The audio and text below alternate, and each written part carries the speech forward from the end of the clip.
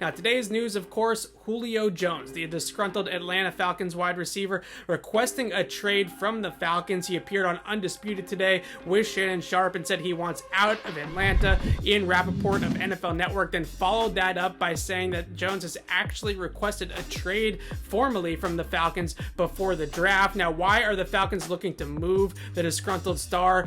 $23 million cap hit in 2021 is holding Atlanta hostage a little bit right now. They have only about $400,000 in cap space.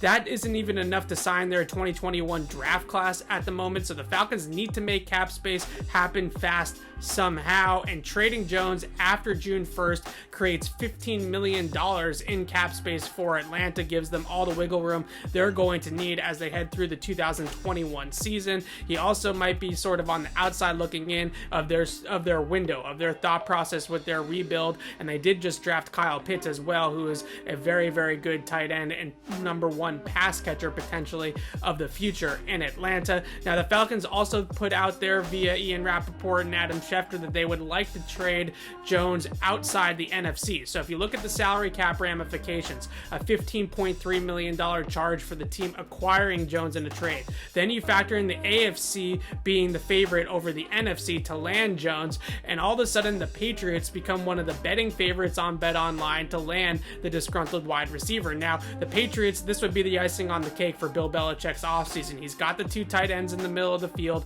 He's got Nelson Aguilar over the top as the speedster. He's got a great running game, an elite offensive line, and if you want to set up Cam Newton or Mac Jones for the utmost success in 2021, adding an outside threat like Julio Jones that can demand the number one corner of the opponent, can really give you that outside X receiver that can go over the top or win at the intermediate level and demand some double teams and take away some coverage while also being a man coverage beater on the outside.